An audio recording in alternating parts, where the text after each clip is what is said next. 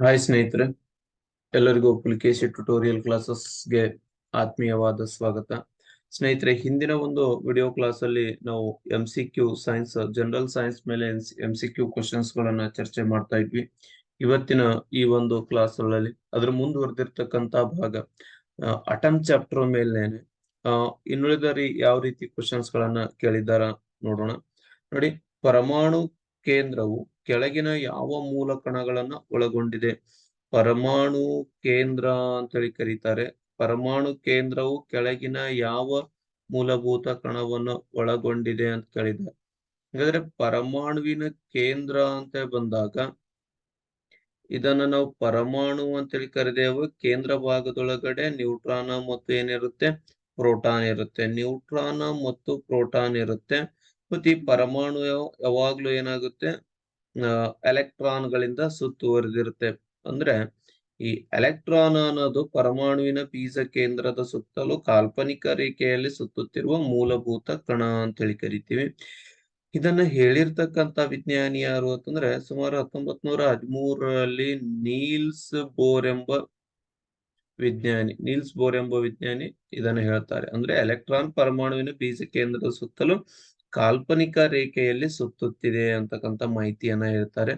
Next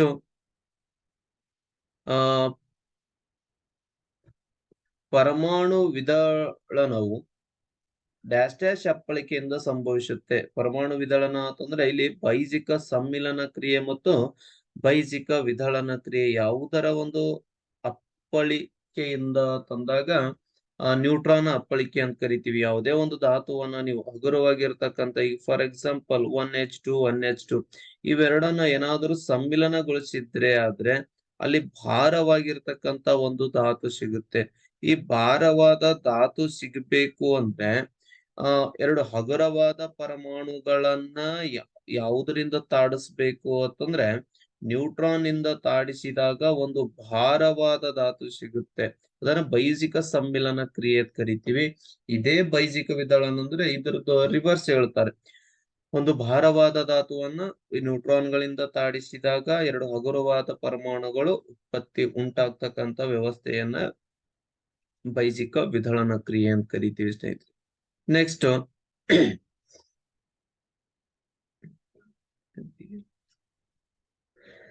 Rutherford ಅವರ ಚದುರುವಿಕೆಯ ಪ್ರಯೋಗದಲ್ಲಿ ಅಲ್ಪಾಕಣ ವಿಚಲಿತವಾಗುವುದು ಯಾವುದರಿಂದ ಅಂತಂದ್ರೆ ಇದು ಚಲನ ಶಕ್ತಿಯಿಂದ ಏನಾಗುತ್ತೆ ಅಂತಂದ್ರೆ ವಿಚಲನೆ ಆಗುತ್ತೆ ಸ್ನೇಹಿತರೆ. ಚಲನ ಶಕ್ತಿಯಿಂದ ಇಲ್ಲಿ ವಿಕರ್ಷಣ ಬಲದಿಂದ ಕೊಟ್ಟಿದ್ದಾನೆ. ಆಕರ್ಷಣ ಬಲದಿಂದ ಚಲನಾ ಶಕ್ತಿ ಕಡಿಮೆ ಆಗುವುದರಿಂದ ಇಲ್ಲೊಂದು ಅವ್ರು ಏನ್ ಮಾಡ್ತಾರೆ ಅಂದ್ರೆ ಗೋಲ್ಡನ್ ಫೈಲ್ ತಗೊಂಡಿರ್ತಾರೆ, ಒಂದು ಬಂಗಾರದ ಹಾಳೆಯನ್ನ ತಗೊಂಡು ಈ ಬಂಗಾರದ ಹಾಳೆಯ ಮೇಲೆ ಏನ್ ಮಾಡ್ತಾರೆ ಅಂತಂದ್ರೆ ಅಲ್ಪ ಕಣಗಳನ್ನ ಹಾಯಿಸ್ತಾ ಇರ್ತಾರೆ. ಕೆಲವೊಂದು ಅಲ್ಪ ಕಣಗಳು ನೇರವಾಗಿ ಚಲಿಸುತ್ತವೆ, ಕೆಲವೊಂದು ಅಲ್ಪ ಕಣಗಳು ಏನಾಗುತ್ತೆ ಅಂತಂದ್ರೆ ಹಿಂಗ ಚಲಿಸುವಾಗ ಸ್ವಲ್ಪ ವಿಶಾಲ ಕೋನದೊಳಗಡೆ ಚಲಿಸುತ್ತೆ. ಒಂದು ಅಲ್ಪ ಕಣ ನೇರವಾಗಿ ಹೋಗಿ ರಿವರ್ಸ್ ಏನಾಗುತ್ತೆ ಅಂದ್ರೆ ಬರುತ್ತೆ. ಈ ರೀತಿ ಇವುಗಳು ಏನ್ ಚಲಿಸ್ತಾ ಇದ್ದಾವೆ ಆ ಚಲಿಸುವುದರ ಆಧಾರದ ಮೇಲೇನೆ ಹೇಳಿದ್ದು ಕೇಂದ್ರ ಭಾಗದಲ್ಲಿ, ಪರಮಾಣುವಿನ ಕೇಂದ್ರ ಭಾಗದಲ್ಲಿ ಭಾರವಾದ ಕಣಗಳು ಹೆಚ್ಚಾಗಿ ಕಂಡು ಬರ್ತವೆ ಅಂತಕ್ಕಂಥ ಮಾಹಿತಿಯನ್ನು ಇದರ ಆಧಾರಿತವಾಗಿ ಕರೆಯಲ್ಲಿ ಇದನ್ನ ಏನಂತ ಕರಿತೀವಿ ಅಂತಂದ್ರೆ ನಿರ್ವಾತ ನಳಿಕೆ ಪ್ರಯೋಗ ಅಂತೇಳಿ ಕರಿತೀವಿ. ನಿರ್ವಾತ ನಳಿಕೆ ಪ್ರಯೋಗ. ನೆಕ್ಸ್ಟ್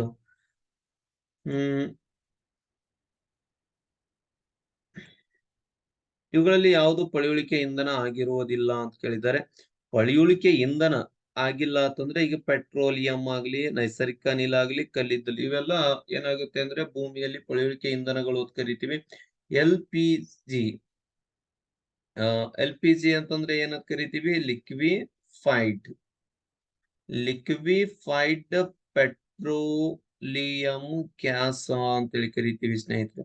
ಲಿಕ್ವಿಫೈಡ್ ಪೆಟ್ರೋಲಿಯಂ ಗ್ಯಾಸ್, ಅಡುಗೆ ಅನಿಲ ಅಂತೇಳಿ ಕರಿತೀವಿ. ಇದರಾಗ ಹೆಚ್ಚಾಗಿರ್ತಕ್ಕಂತ ಹೈಡ್ರೋಕಾರ್ಬನ್ ಯಾವುದು ಅಂತಂದ್ರೆ ಬ್ಯೂಟೇನ್, ಇನ್ನೊಂದು ಯಾವುದು ಪ್ರೋಫೇನ್ ಅಂತ ಕರಿತೀವಿ. ಬೇಸಿಗೆ ಕಾಲದಲ್ಲಿ ಹೆಚ್ಚಾಗಿ ಬಳಕೆ ಮಾಡ್ತಕ್ಕಂಥದ್ದು ಯಾವುದು ಅಂತಂದ್ರೆ ಬ್ಯೂಟೇನು. ಚಳಿಗಾಲದಲ್ಲಿ ಹೆಚ್ಚಾಗಿ ಬಳಕೆ ಮಾಡ್ತಕ್ಕಂಥದ್ದು ಯಾವುದು ಅಂತಂದ್ರೆ ಪ್ರೋಫೇನು ಅಂತೇಳಿ ಕರಿತೀವಿ ಸ್ನೇಹಿತರೆ. ನೆಕ್ಸ್ಟ್ ರಾಸಾಯನಿಕದ ಅತ್ಯಂತ ಚಿಕ್ಕ ಘಟಕ ಯಾವುದು? ರಾಸಾಯನಿಕ. ನೀವು ಯಾವ್ದಾದ್ರು ಕೆಮಿಕಲ್ ಅನ್ನ ನೇಮ್ ಅನ್ನ ಬರದ್ರಿ ಅಂತಂದ್ರೆ ಅಲ್ಲಿ ಅದ್ರಾಗ ಅತ್ಯಂತ ಚಿಕ್ಕ ಘಟಕ ಯಾವ್ದಾಗುತ್ತೆ ಅಂತಂದ್ರೆ ನೋಡಿ ಏನು ಕೊಟ್ಟಿದ್ದಾನೆ, ಮಾಲಿಕ್ಯೂಲ್ ಕೊಟ್ಟಿದ್ದಾನೆ, ಆಟೋಮ್ ಕೊಟ್ಟಿದ್ದಾನೆ, ಪ್ರೋಟಾನ್, ಎಲೆಕ್ಟ್ರಾನ್ ಕೊಟ್ಟಿದ್ದಾನೆ. ವಸ್ತುವಿನ ಇಲ್ಲಿ ನೋಡಿ, ಧಾತುವಿನ ಚಿಕ್ಕ ಘಟಕ ಯಾವುದು ಅಂತಂದ್ರೆ ಪರಮಾಣು. ಪರಮಾಣುವಿನ ಚಿಕ್ಕ ಘಟಕ ಯಾವುದು ಅಂತಂದ್ರೆ ಕಣ. ಹಾಗಾದ್ರೆ ರಾಸಾಯನಿಕ ವಸ್ತುವಿನ ಚಿಕ್ಕ ಘಟಕ ಅಂದ್ರೆ ಇಲ್ಲಿ ಏನ್ ಪದ ಅದ ನೋಡಿ, ಸಂಯುಕ್ತ. ಸಂಯುಕ್ತದ ಚಿಕ್ಕ ಘಟಕ ಯಾವುದು? ಸಂಯುಕ್ತ ಯಾವುದರಿಂದ ತಯಾರಾಗುತ್ತೆ ಅಂತಂದ್ರೆ ಸಂಯುಕ್ತ ಆಗ್ಬೇಕು ಅಂದ್ರೆ ಏನ್ ಬೇಕು? ಮಾಲಿಕ್ಯೂಲ್, ಅಣುಗಳು ಬೇಕು.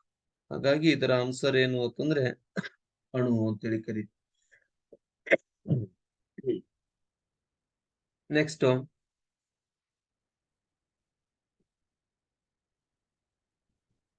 ಭಾರಜಲದ ಪರಮಾಣು ತೂಕ. ಇಲ್ಲಿ ಭಾರಜಲ ತಂದಾಗ ಏನಂತ ಕರಿತೀವಿ ಅಂತಂದ್ರೆ ಹೆವಿ ವಾಟರ್ ಅಂತ ಕರಿತೀವಿ ಸ್ನೇಹಿತರೆ. ಇದನ್ನ ಹೆವಿ ವಾಟರ್, ಭಾರಜಲ. ಅಥವಾ ಇದಕ್ಕೆ ಇನ್ನೊಂದು ಹೆಸರು ಇದೆ, ಡ್ಯೂಟೇರಿಯಂ. ಡ್ಯೂಟೇರಿಯಂ ಅಂತ ಕರಿತೀವಿ. ಇದರ ರಾಸಾಯನಿಕ ಅಣುಸೂತ್ರ ಏನು ಅಂದ್ರೆ D2O. ಹಾಗಾದ್ರೆ D2O ಪರಮಾಣು ತೂಕ ಕೇಳಿದ್ದಾನೆ. ಪರಮಾಣು ತೂಕ ತಂದಾಗ ಈಗ ಡಿ ಎಷ್ಟಿದೆ? 2 ಇದೆ, 8. ಆಕ್ಸಿಜನ್ ಎಷ್ಟಿದೆ? ಇದು ಪ್ಲಸ್ ಮಾಡಿ, ಪರಮಾಣುಗಳ ನಡುವೆ ಪ್ಲಸ್ ಚಿಹ್ನೆ ಇರುತ್ತೆ ನೋಡಿ. D2+O ಈ ರೀತಿ ಬಿಡಿಸ್ಬೇಕು. D2 ಇದೆ. ಇದು ಯಾವುದೇ ರೀತಿಯ ಪರಮಾಣು ರಾಶಿಯನ್ನ ಹೊಂದಿಲ್ಲ. ಬಟ್ ಆಕ್ಸಿಜನ್ ಪರಮಾಣು ರಾಶಿಯನ್ನ ಹೊಂದಿದೆ. ಎಷ್ಟು? 18. 18 2 18 ಎಷ್ಟು ಅಂದ್ರೆ 20. ಎಷ್ಟಾಗುತ್ತೆ? 20. ಅದೇ ರೀತಿಯಾಗಿ H2O ಪರಮಾಣು ತೂಕ ಕೇಳಿದ್ರು ಅಂದ್ರೆ ಹೈಡ್ರೋಜನ್ ಎಷ್ಟಿದೆ? 1 × 2 ಪ್ಲಸ್ ಆಕ್ಸಿಜನ್ ಎಷ್ಟಿದೆ? 16. ಪರಮಾಣು ರಾಶಿ ರೀ, ಆಕ್ಸಿಜನ್ ಪರಮಾಣು ರಾಶಿ 16. ಹಾಗಾದ್ರೆ 16 plus 1 2 2 16 2 18 18 AMU, atomic mass of unit ಅಂತ ಹೇಳಿ ಕರಿತೀವಿ ಸ್ನೇಹಿತರೆ. ಅದೇ ರೀತಿ ನಾವು ಇನ್ನೊಂದು ಕಾರ್ಬನ್ ಡೈಆಕ್ಸೈಡ್ ಅನ್ನ ನೋಡಿ. ಕಾರ್ಬನ್ ಎಷ್ಟಿದೆ? 12 ಇದೆ. ಪ್ಲಸ್ ಆಕ್ಸಿಜನ್ 16 × 2 ಮಾಡ್ಬೇಕು ಅಂದ್ರೆ 12 ಪ್ಲಸ್ 32 ಎಷ್ಟಾಯ್ತು?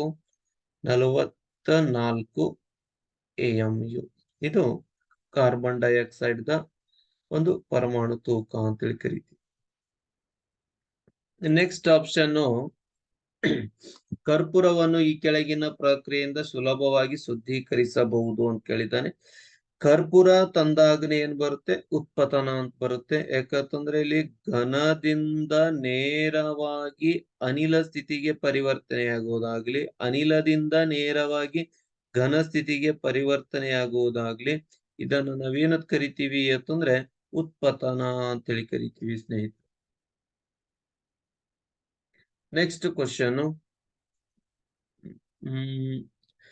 ಹಸಿರು ಹಣ್ಣುಗಳನ್ನು ಕೃತಕವಾಗಿ ಮಾಗಿಸಲು ಬಳಸುವ ಅನಿಲ ಯಾವುದು ಅಂತ ಕೇಳಿದ್ದಾನೆ. ಹಸಿರು ಹಣ್ಣುಗಳನ್ನು, ಈಗ ಫಾರ್ ಎಕ್ಸಾಂಪಲ್ ಬಾಳೆ ಹಣ್ಣುಗಳಾಗಿರ್ಬೋದು, ಮಾವಿನ ಹಣ್ಣುಗಳಾಗಿರ್ಬೋದು, ನಾವು ಕೃತಕವಾಗಿ ಹಣ್ಣುಗಳನ್ನ ಹಣ್ಣು ಮಾಡ್ಬೇಕು ಅಂದ್ರೆ ಯಾವುದು? ಎಥಿಲೀನ್ ಅನ್ನ ಬಳಸ್ತೀವಿ. ಎಥಿಲೀನ್ ಅನ್ನೋದು ಇದು ಆಲ್ಕೀನ್ ಗುಂಪಿನ ಮೊದಲ ಸಾಮಾನ್ಯ ಸದಸ್ಯ.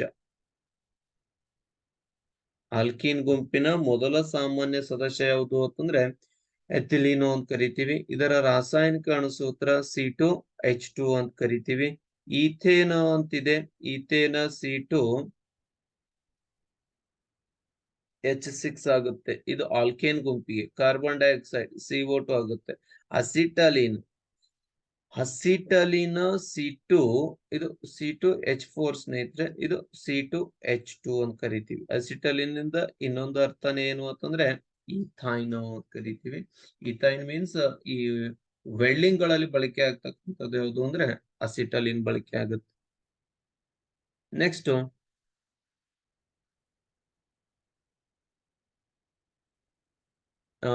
ಒಂದು ವಸ್ತುವಿನಲ್ಲಿ ಇರ್ತಕ್ಕಂಥ ದ್ರವ್ಯದ ಪರಿಮಾಣವನ್ನ ಯಾವುದರ ಆಧಾರ ಮ್ಯಾಗ ದ್ರವ್ಯದ ಪರಿಣಾಮ ಕಂಡುಹಿಡಿತೀವಿ ಅಂತಂದ್ರೆ ದ್ರವ್ಯದ ರಾಶಿ ಅಂತ ಹೇಳಿ ಕರಿತೀವಿ. ಸಾಂದ್ರತೆ, ಬಾಷ್ಪ ಒತ್ತಡ, ಘನ ಪರಿಣಾಮ ಅಂತಿದೆ. ಇದು ಮೇನ್ ನಮ್ ದ್ರವ್ಯದ ನಾವು ಪತ್ತೆ ಹಚ್ಚಬೇಕಾದ್ರೆ ದ್ರವ್ಯದ ರಾಶಿ ಆಧಾರಿತವಾಗಿ ಹೋಗ್ತೀವಿ ಸ್ನೇಹಿತರೆ. ನೆಕ್ಸ್ಟ್ ಪ್ರಶ್ನೆ ಕೇಳಿದ್ದಾನೆ.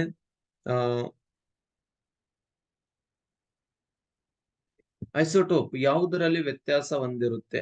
ಐಸೋಟೋಪ್ ಅಂದಾಗ ನಿಮ್ಗೆ ಆಲ್ರೆಡಿ ಗೊತ್ತಿದೆ, ಪರಮಾಣು ಸಂಖ್ಯೆ ಏನಾಗಿರಬೇಕು ಅಂತಂದ್ರೆ ಒಂದೇ ಆಗಿರಬೇಕು, ಪರಮಾಣು ರಾಶಿ ಏನಾಗಿರ್ಬೇಕು ಅಂತಂದ್ರೆ ಬೇರೆ ಬೇರೆ ಆಗಿರಬೇಕು.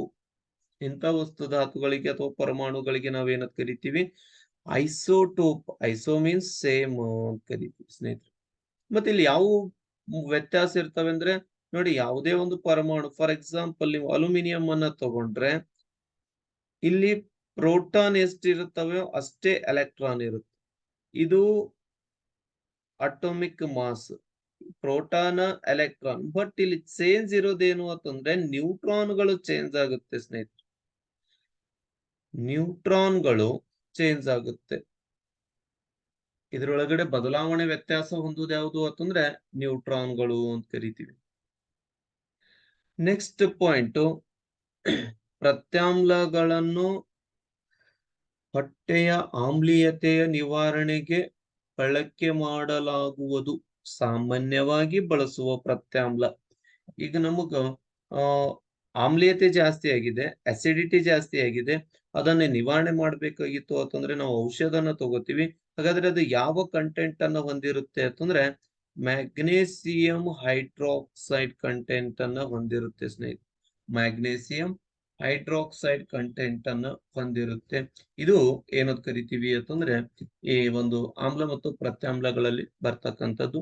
ಮತ್ತೆ ಮುಂದಿನ ವಿಡಿಯೋ ಕ್ಲಾಸ್ ಅಲ್ಲಿ ಇನ್ನೂ ಹಲವಾರು ಪ್ರಶ್ನೆಗಳಿದಾವೆ, ನೋಡೋಣ ಹೇಳ್ತಾ ಇವತ್ತಿನ ಈ ಕ್ಲಾಸ್ ಅನ್ನು ಮುಗಿಸ್ತಾ ಇದ್ದೀನಿ. ಎಲ್ಲರಿಗೂ ಧನ್ಯವಾದಗಳು.